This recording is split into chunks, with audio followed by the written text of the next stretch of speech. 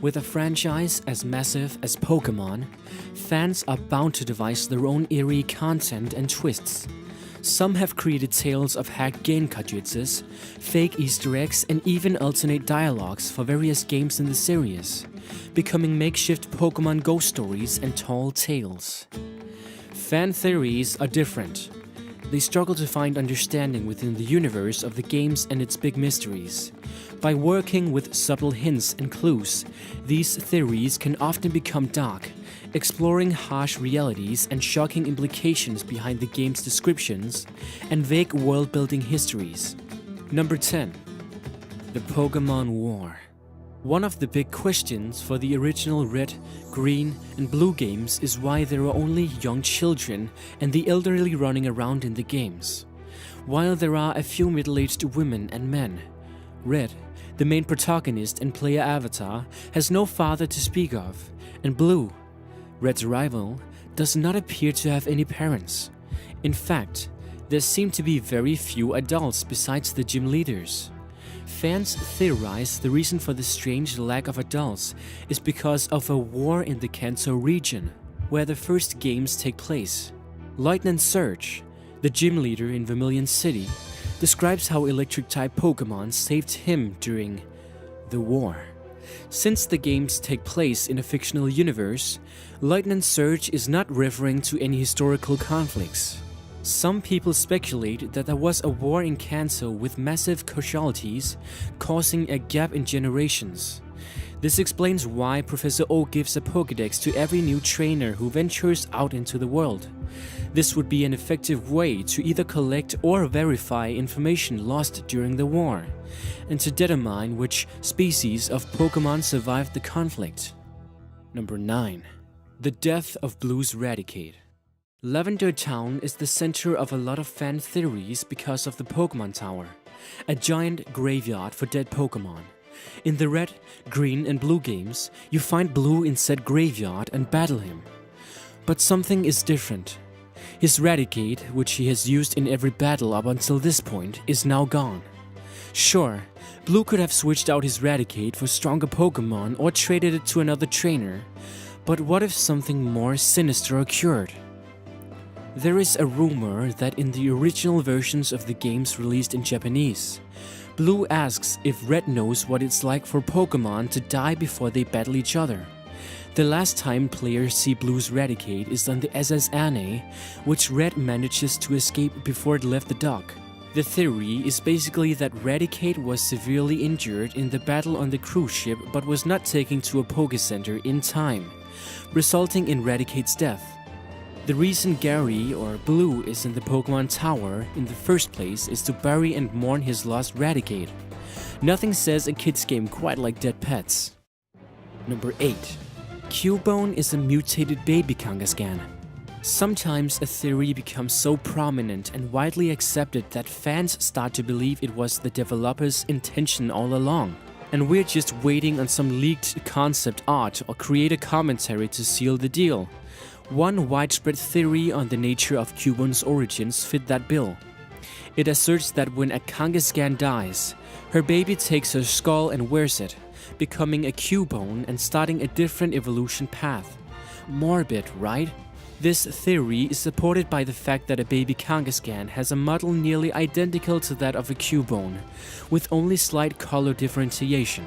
Furthermore, both Pokémon share a uniquely strong mother-child connection, and no one really knows what happens to a baby Kangaskhan as it ages.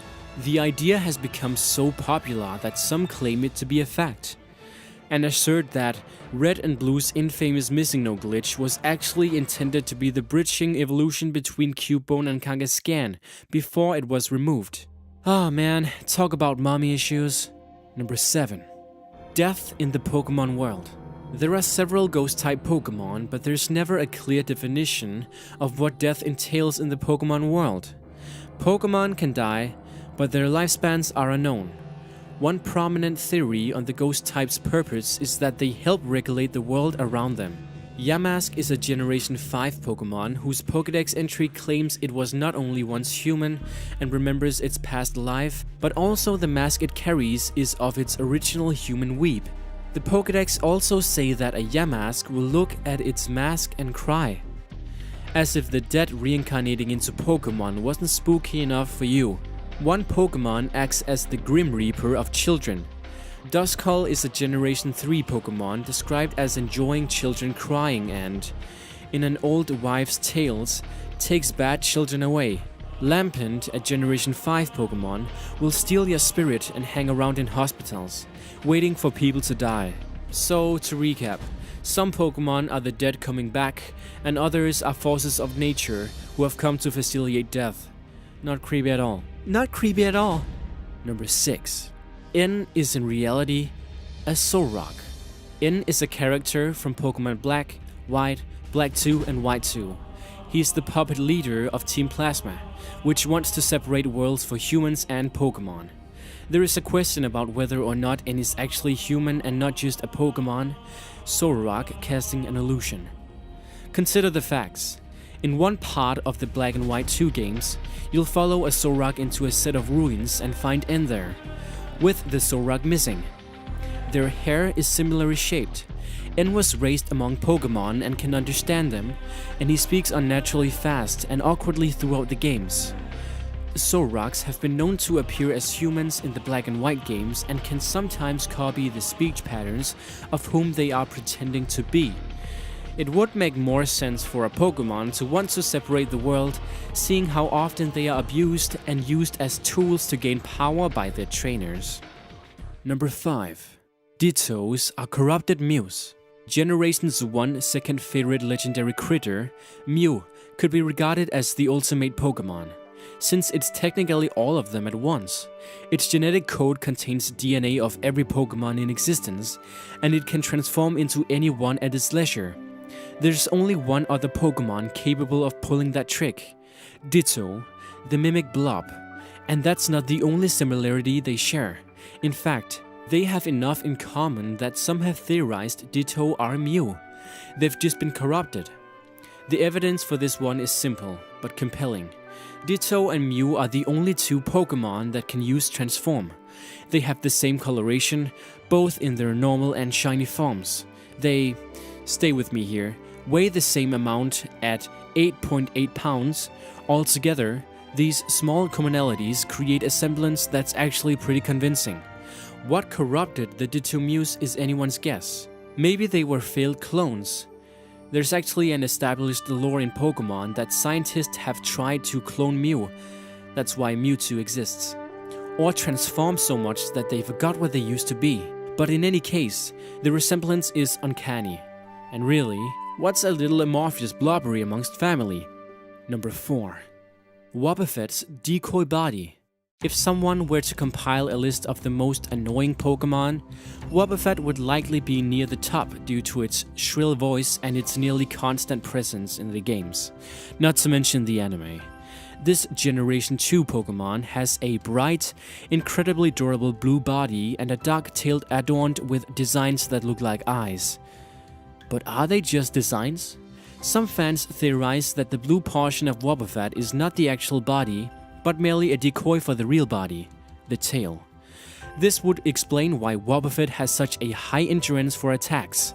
Several Pokédex entries claim that Wobbuffet will protect its tail at all costs, which would make sense if that's where its brain was. Wobbuffet's eyes on its blue body never move or change shape, and the black tail always peeks out from behind, so it's plausible its real face is on its tail. If this theory is true, Wobbuffet is now more disturbing than annoying, and that's not a good thing. Number 3. The Empty Moon Theories. In the first few games, Empty Moon is one of the more mysterious areas in the Kanto region. Located in Pewter City, the mountain has rare moonstones and Pokémon fossils. But why is this the only particular landmark to contain these unusual finds? One theory is that Empty Moon isn't a mountain at all, but rather a dormant volcano that erupted centuries ago, covering the area in magma and giving Pewter City its rocky namesake. Others guess a meteor struck the area, leaving behind moonstones and causing a mass extinction of Pokémon living there, leaving behind the fossils to be revived later. A third and certainly more bizarre theory is that Clefairies came from space and colonized empty moon, bringing with them moonstones and make it their home. Or you can believe all three happened at different times in Pokemon history, because nothing is set in stone. Number 2. Humanity's relationship with Pokemon. There has always been an unquestioned relationship between humans and Pokemon, with humans as the masters and Pokemon as the fighters, breeding machines and beauty contestants. Why do humans have dominance over Pokemon? Despite being of many different species, Pokemon are able to communicate with each other, showing a level of consciousness shared by humans, and there are just as many Pokemon as there are humans, if not more. One theory is that humans are just non-evolving Pokemon. After all, humans can learn abilities, attack, and have to heal from injuries. The only reason human Pokemon are dominant is because they can build structures and create Pokeballs. Another theory is that humans are not native to the world of Pokemon. It is possible that humans invaded the regions or the entire planet where Pokemon were, after their own living conditions became hostile. This would explain why there are plenty of Pokemon fossils but no human ones ever mentioned. Essentially, this theory says that humans came and enslaved an entire world full of innocent creatures for the sake of our livelihood and entertainment. Number 1. The origins of Missing No. Missing No, an abbreviation of missing number, is a glitch first found in the red, green, and blue versions of the game, but it also appears in Pokemon Yellow.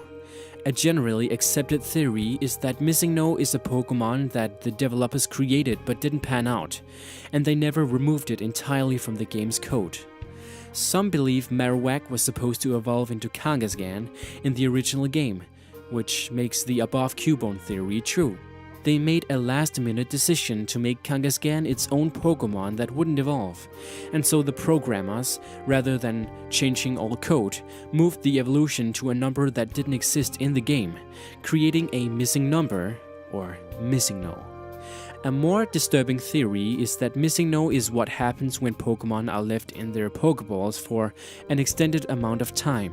Since Pokemon can be transferred and stored electronically, it is assumed that Pokemon are either made up or have the ability to be translated into data. Therefore, the theory is that the Pokemon, which is left in the Pokeball for too long, will have its data corrupted and will become a Missing No. Makes you wonder whatever happened to that old copy of Pokemon Yellow, doesn't it?